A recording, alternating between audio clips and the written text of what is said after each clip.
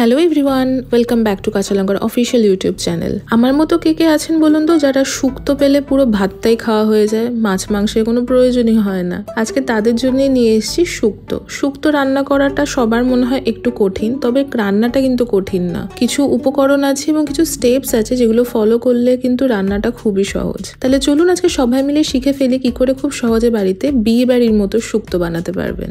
শুক্তো বানানোর জন্য প্রথমেই লাগবে কিছু সবজি। সিজন অনুযায়ী সবজিগুলো ব্যবহার করবেন আপনারা, বা বাড়াতে কমাতে পারেন। তবে বেসিক যে সবজিগুলো শুক্তো বানানোর জন্য প্রয়োজন হয় সেগুলো হলো, প্রথমেই নিয়েছি গাজর, নিয়েছি বরবটি, নিয়েছি বেগুন, নিয়েছি সজনে ডাঁটা, লম্বা করে কেটে রাখা আলু, কাঁচকলা, রাঙা আলু বা মিষ্টি আলু, উচ্ছে এবং কাঁচা পেঁপে। শুক্তো রান্নাতে কিন্তু সবজিগুলো সবসময় লম্বা করে কেটে ইউজ করবেন, তাতে দেখতেও ভালো লাগে। শুক্তো বানানোর জন্য আর যেগুলো লাগছে তার মধ্যে প্রথমেই লাগছে হচ্ছে 1 কাপ মতো দুধ, লাগছে 1/2 কাপ বড়ি, কিছুটা আদা কুচি, 1 টেবিল স্পুন সাদা এবং 1 টেবিল স্পুন কালো সর্ষে, 1 টেবিল স্পুন পোস্ত, 1 টিস্পুন রাঁধুনি, 1 টিস্পুন গোটা জিরে, 1 টিস্পুন পাঁচফোড়ন, একটা তেজপাতা এবং একটা শুকনো লঙ্কা। প্রথমে আমরা মশলা বাটা একটা তৈরি করব। তার জন্য প্রথমেই আমি শিলনোড়া নিয়ে নিয়েছি। আপনাদের বাড়িতে শিলনোড়া না থাকলে আপনারা নর্মাল ব্লেন্ডারও ইউজ করতে পারেন। শিলনোড়াতে আমি নিয়েছি কিছুটা আদা কুচি, সেটাকে একটু থেতো করে নিয়েছি হচ্ছে রাঁধুনিটা।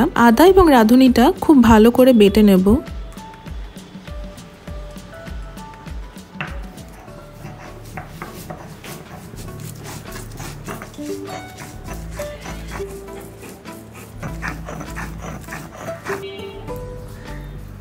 এরপর শিলনোড়াতে আবার নিয়ে নেব হচ্ছে সাদা সর্ষে আর কালো সর্ষে।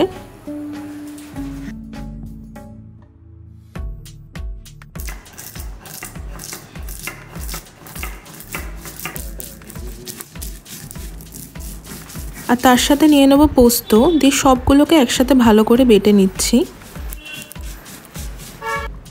আবারও বলছি, শিলনোড়া না থাকলে আপনারা ব্লেন্ডার ইউজ করে নেবেন, কোনো অসুবিধা নেই। তবে ট্রেডিশনালি শিলনোড়াতে বাটলে যে কোনো বাটা মশলার স্বাদটা কিন্তু অপূর্ব হয়। সর্ষেটার পোস্তটা বাটা হয়ে গেলে মশলা ধোয়া যে বাটিটা, সেই বাটিটার মধ্যে যে জলটা, ওটাতেই আমি পোস্তটা সর্ষেটা রেখে দিলাম, তাতে পেস্টটা ভালো থাকবে। এরপর আমরা একটা ভাজা মশলা তৈরি করব। এই ভাজা মশলাটা কিন্তু ভীষণ ইম্পর্টেন্ট একটা ভালো শুক্তো রান্না করার জন্য, সুতরাং এই পার্টটা কিন্তু একদমই মিস করবেন না। এই পার্টটা ভীষণ ইম্পর্টেন্ট। আমি কড়াইতে নিয়ে নিয়েছি 1/2 টিস্পুন পাঁচফোড়ন, নিয়ে নিলাম 1/2 টিস্পুন জিরে আর 1/2 টিস্পুন রাঁধুনি। সবগুলোকে ভালো করে একটুখানি ভেজে নেব। ওভার ভাজবো না, হালকা যখন একটু ভাজা ভাজা গন্ধ বেরোবে, এটাকে গ্যাসটাকে অফ করে বাটিতে রেখে ঠান্ডা হতে দেবো। এরপর চলে আসছি মেন রান্নাতে। কড়াইতে বেশ খানিকটা সর্ষের তেল গরম করে নিলাম। গরম করে নিয়ে এবার প্রথমেই ভেজে নেব বড়িগুলো।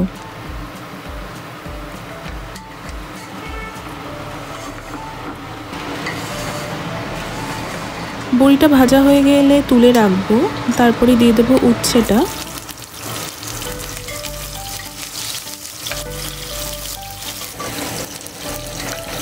উচ্ছেটাও ভালো করে ভেজে নেব, নিয়ে তুলে রাখবো। আর লাস্টে দেবো হচ্ছে বেগুন। বেগুনটা দিয়ে না 1 ছিটে মতো হলুদ দিলাম, দিয়ে এটাকে ভালো করে ভেজে নিচ্ছি। ভেজে নিয়ে এটাকে আমি আবার আলাদা করে তুলে রাখবো। এরপর ওই সেম তেলেই অ্যাড করে দেবো কিছুটা ঘি, মোটামুটি ধরে নিন 1 টিস্পুন মতো ঘি। ঘিটা দিয়ে সঙ্গে সঙ্গে দিয়ে দেবো পাঁচফোড়ন, একটা তেজপাতা আর শুকনো লঙ্কা, দিয়ে এটাকে মিনিট খানেক ভালো করে নাড়িয়ে নেব। দিয়ে এরপর প্রথমেই দিয়ে দেবো হচ্ছে আলুটা, তারপর দিয়ে দেবো রাঙা আলু, দিয়ে ভাজতে শুরু করব এবং একে একে সব সবজিগুলোই আমরা দিয়ে দেবো। দিয়ে ভালো করে সবজিগুলো ভেজে নেব। এরপর সবজিগুলোর উপর একটুখানি নুন ছড়িয়ে দিলাম, নুনটা পরিমাণ মতো দেবো, দিয়ে এবার ভাজবো।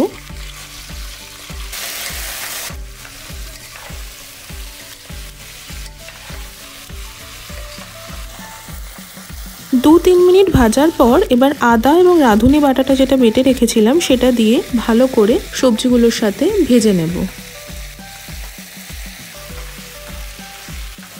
মোটামুটি মিনিট 3-4 ভাজার পর এরপর আমরা দিয়ে দেবো হচ্ছে সর্ষে পোস্ত বাটাটা।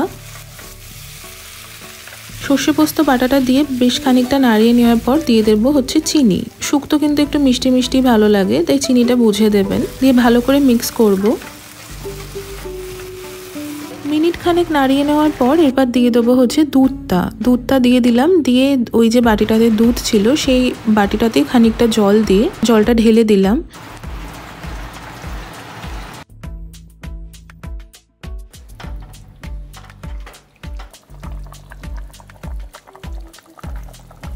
এই জিনিসটাকে পুরোটাকেই আমি লো থেকে মিডিয়াম ফ্লেমে 10 থেকে 15 মিনিটের জন্য রান্না হতে দেব চাপা দিয়ে। যতক্ষণে আমাদের শুক্তোটা রান্না হচ্ছে এর মধ্যে আমরা যে ভাজা মশলাটা ভেজে রেখেছিলাম সেটাকে গুঁড়ো করে নেব। এই মশলাটা কিন্তু শুক্তো রান্নাতে একটা আলাদাই ফ্লেভার আনে এবং এই মশলাটা খুবই ইম্পর্টেন্ট। এই মশলাটা কিন্তু অবশ্যই বানাবেন, এই পার্টটা কিন্তু মিস করবেন না।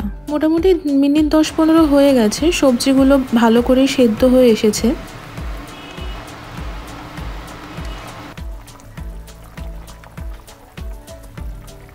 এরপর আমরা অ্যাড করে দেবো হচ্ছে বেগুনটা আর উচ্ছেটা আর এবং বড়িটা।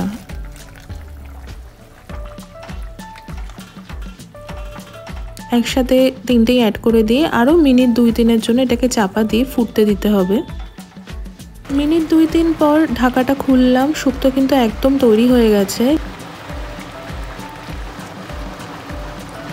লাস্ট কিছু জিনিস বাকি আছে। প্রথমে দিয়ে দিলাম হচ্ছে ভাজা মশলাটা দিয়েই সঙ্গে সঙ্গে দিয়ে দেবো হচ্ছে ঘিটা দিয়েই গ্যাসের ফ্লেমটা একদম অফ করে দেবেন। অফ করে দিয়ে চাপা দিয়ে এটাকে অন্তত 15 মিনিটের জন্য রেখে দেবেন।